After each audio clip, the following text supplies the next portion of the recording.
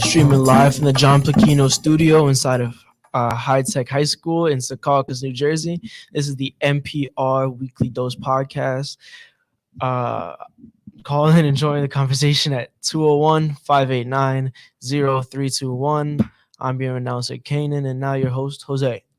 All right, good morning. I'm your host, Jose Calderon III, and with me today is myself, Kanan, and Caden. Behind the glass, we have Alex Madison and the good Mr. DePiro.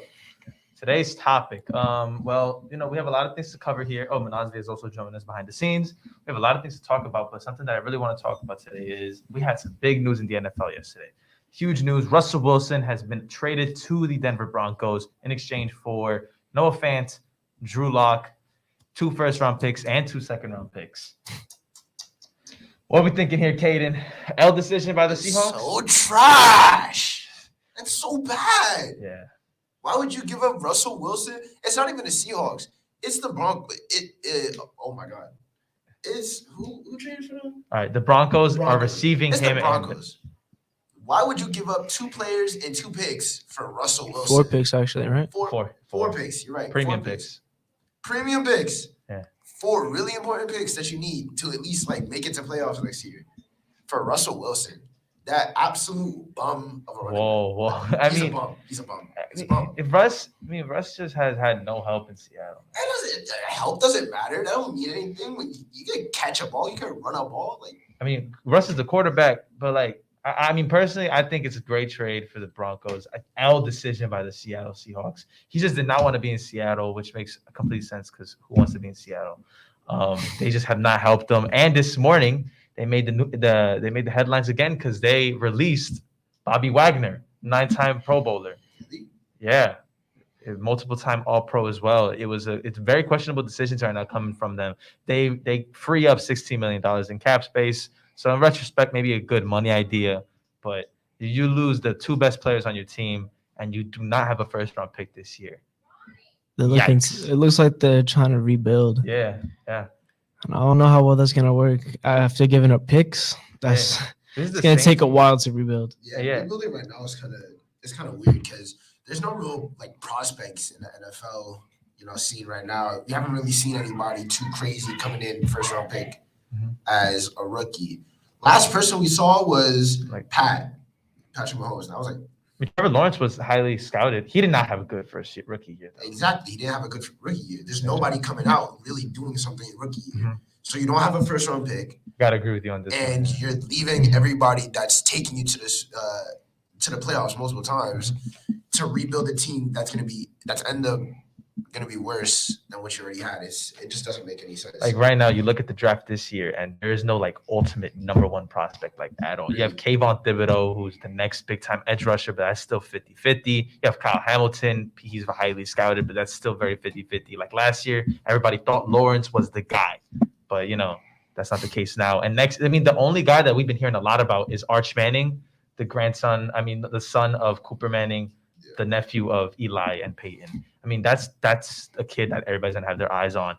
But you look at this, Of course, just looking at the DNA, everybody's got his eyes on. Exactly, dude has. He could be playing soccer and everybody have his eyes on him. Exactly, and the thing with the Seahawks that makes this very questionable is that they traded away 2 first-round picks last year, the year before that, to the New York Jets for Jamal Adams, and they paid him $20 million a year. It may have been 17, but big time. You're giving that much money to a safety. That's not going to help you go over in the NFL, and they're going to still be paying him that money. And the dude's injury prone now. He's not as good as he used to be. And moving on to more news in the NFL, Deshaun Watson. Deshaun Watson is where? What is the NFL going to do with Deshaun Watson? He's still with the Houston Texans, but right now they're not playing him at all whatsoever. What do you think about the Deshaun situation here? Deshaun in previous years hasn't really been a threat to any team. When did he come into the season? He came into the season 2016, I believe. 2016. I wanted him on the Jets. I loved him. I'm not gonna lie. Deshaun Watson had an okay rookie year. Wasn't anything special. Towards ACL. Yeah, towards ACL. It was kind of normal. I mean, you expect something like that to happen to a rookie. And then, I mean, we kind of just really didn't hear anything from him. I mean, he's been in the news for the last year because of he's facing 22 allegations. I can't say what they are because this is PG. That's right. But they are big time allegations, around a few of them have decided to just to settle. But I believe there are 7. Do not take my word for this. 7 that are not willing to settle and they want to take this to court. So he's like right now. He's a great player, absolutely fantastic player, and he's getting paid a lot of money. But at the same time, you would never want to trade for a guy like that when right now the stove is hot. The stove is boiling hot because if you trade for him, you're gonna look bad. Number one, and number two, he might have to stay. Like he's gonna probably have to go to jail, or the NFL is gonna suspend him because these are serious allegations that are being thrown against him. It's really bad right now. I mean, we've seen people in this situation before that have had allegations set against them, and they've still been played like throughout their whole, kind of court hearing and all that. They've still played. We've seen these people happen. So I don't think that's the main reason why they're not playing him, but it definitely could be playing a factor. He wants to get out of there. He demanded a trade. Then the news came out. Yeah, he demanded the trade, and nobody knew about the allegations till the coming year. Yeah. So I mean, it's been way more than a year than they haven't played him. I mean, he really hasn't been doing anything in the NFL. He hasn't made any big plays. We haven't seen any highlights from him in a while at all. I mean, the guy's really been MIA in the franchise. So I think 23 is the number. Sorry, 23. Yeah. I guess. I mean, we've seen situations like Ray McDonald. We've seen that happen. Ray Rice, yeah, like he played throughout his whole, they cut him off short. They cut him off in the middle of the season. I mean, we've seen people play before. This can't be the reason why they're not playing him. So Joe Mixon, his rookie year, he got in trouble because he was caught and he assaulted a woman in a bar, and he still got to play in his rookie season. He faced some sort of suspension, but he was still allowed to play. And then he came back. I mean, we've seen people come back from these type of allegations and these type of problems when it comes to the legal system. So what's really stopping the Texans from playing him? I mean, the Texans don't want to play him. The owner hates him. I mean, the owner has been convicted, and everybody knows he's a blatant racist. Yeah. Like, nobody likes him because of the things that he said in the locker room. For example, when the Colin Kaepernick kneeling event was going on, he was very outspoken against it. He was caught saying racial slurs. So, I mean, his father was. So, you'd think, like father, like son, he probably learned on those things.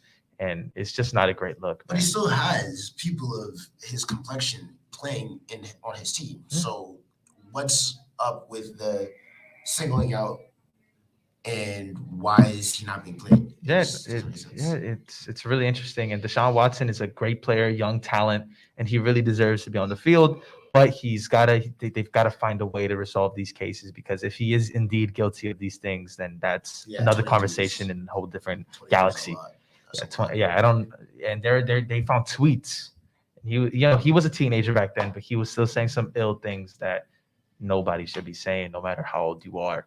Now, in further news, Aaron Rodgers is now the newest, highest paid player in the NFL. He just re-signed a 4-year, $200 million contract with the Green Bay Packers. $50 million a year, man. I don't know how much is guaranteed, but $50 million a year, that's big money right there. Everybody was talking about how Aaron Rodgers is done with the Green Bay Packers and how he's going to move on, and how he was going to the Broncos, he was going to the Saints, he was going to go to the Buccaneers and take Brady's legacy. All these rumors just to be absolutely false narratives, because he is staying in Green Bay. Thoughts. Remember, he's taken them to the NFC Championship last year, and this year he took them to the divisional game. So they are a playoff contender. They just have not been able to win that big one since 2010. I don't think Aaron Rodgers is kind of crazy about his ring.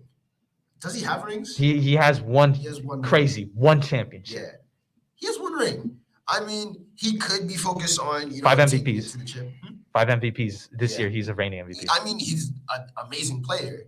His legacy is not going to be done anytime soon. He still has years, like 4 or 5 years left in the league. I mean, this guy's really a crazy prospect that nobody's he came out of nowhere. Really? He did, because remember, he was the year that he came out, San Francisco had the first overall pick, and they chose Alex Smith, and he fell all the way down to 23. Yeah. Nobody saw that coming.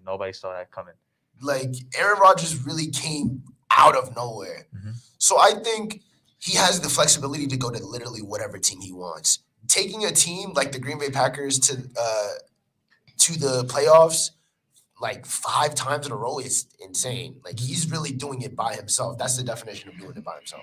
Who's Devontae on Adams is the only guy that I could see. Yeah. But Devontae Adams is not enough to take not somebody to the playoffs 5 times in a row. I That's personally crazy. think that Aaron Rodgers made Devontae Adams the player that he is today. Yeah. And now he got franchise tagged by the Green Bay Packers, so he will be staying with him in there.